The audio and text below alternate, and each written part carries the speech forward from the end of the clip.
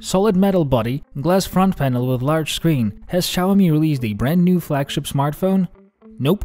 Today I've got the latest budget model of early 2016 Xiaomi Redmi 3. Many have already appreciated the benefits of this phone's previous generations, Redmi and Redmi 2. Although the phones fall into the budget segment, they confidently compete with more expensive phones. The phone's appearance alone raises a lot of expectations. The staggering figure of 4100 mAh captures the attention. Will Redmi 3 repeat the huge success of its predecessors? My name is Dmitro Voloshin. This is Xiaomi Redmi 3. Let's find out.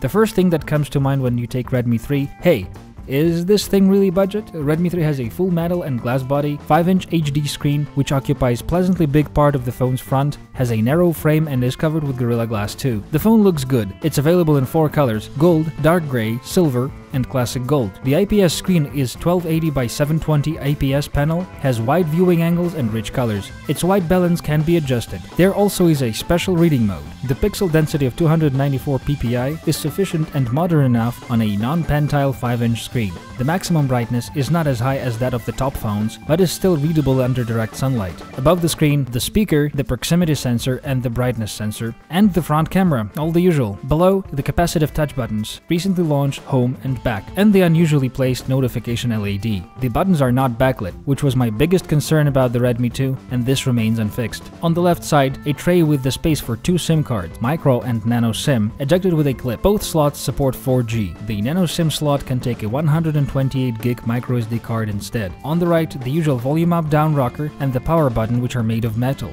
At the top, headphone jack, noise cancelling microphone and an infrared port. The rear side of the phone is made of metal, decorated with a diamond pattern, except for the narrow top and bottom strips made of metal-like plastic. Also here is the lens of a 13 megapixel rear camera and a flash LED. Below, the loudspeaker grill with a tiny piece of plastic that prevents it being muted by the surfaces it lies upon. The phone is easy to hold and it is, thankfully, not at all as slippery as Redmi 2. You get used to the phone quickly. The device has an octa-core Qualcomm Snapdragon 616 processor, 4x1.5 and 4x1.2 GHz with Adreno 405 video. The phone is fast, runs the programs smoothly, desktop and menu animations are flawless. Redmi 3 works on Android 5.1 out of the box with the MIUI 7 shell on top. MIUI was never really sluggish on even slower hardware, so expectedly, no issues here. Redmi 2 was released in 2 versions, with 1 and 2 GB of RAM and 8 and 16 GB of internal storage respectively. Redmi 3 has just one version, the 2GB 16GB combination. That I consider enough for the majority of the smartphone users, and immediately after startup you'll have 1200 MB of free RAM, which is a lot, and about 11 gigs of storage available. Unlike most of the flagships in the recent years, it has the microSD slot. The N226 reports almost 32,000 points, while Redmi 2 had only 19,000. That is a serious leap for just one generation ahead. 32,000 points is on par with the middle-class competitors released this year. That's a serious advantage. Redmi 3 has no problem playing modern games at maximum settings. Real Racing 3 and World of Tanks run very fast and smooth. FPS rarely drops below 30. Interfaces. Everything is there but the NFC really. There is the Wi-Fi BGN, Bluetooth version 4 low energy, GPS with AGPS and GLONASS, and the OTG. The camera, it's 13 megapixels, 2.0 aperture opening, makes much better daylight pictures than its predecessor, but in low light the quality is about the same. For the budget, the pictures are at least on par with the competition, but mostly they are better. The rear camera also shoots decent quality Full HD video. The front camera was upgraded significantly though. Now it has 5 megapixels and the photo quality improved much. It now has the trendy beautify feature that smoothes out the skin and makes selfies prettier. And now the magic 4100 mAh statement. Its non-removable battery capacity. That is huge. This is more than in 1000-inch million-gram flagships. And here we have a moderate screen resolution, energy-efficient hardware, and MIUI shell that is very light on the resources. That makes up for 2 to 3 full days without turning off at night. The evening of the second day of my usual usage, it indicated 55% charge. How about that? On the third day, I decided to try to discharge the rest of the battery in one day, and after a busy third day, it went charging with 6% still left. Redmi 3 supports quick 2 amp charging. It takes nearly an hour to charge the battery from 0 to 60% and 2 hours and 30 minutes to 100%. Considering how much 60% in this phone phone really is, it's plenty fast. It is pleasant to use this phone. Xiaomi offers a lot of services from the box, so you can use Redmi 3 like any other phone of this brand immediately after purchasing it without installing any third-party applications. Now, things I didn't like. Twisting the body or pressing the screen in a few places produces mild squeaky sounds and minor screen flexing. These are hard to put your finger on, but when comparing it to more expensive phones like Xiaomi's own Mi 4, they become evident. Redmi 3 is for those who need a capable smartphone. It is a pleasure to hold, it's convenient to use, it looks good to the others, and has that price to value wow factor. Xiaomi yet again raised the bar for a budget phone to comply. That's all folks, stay with us,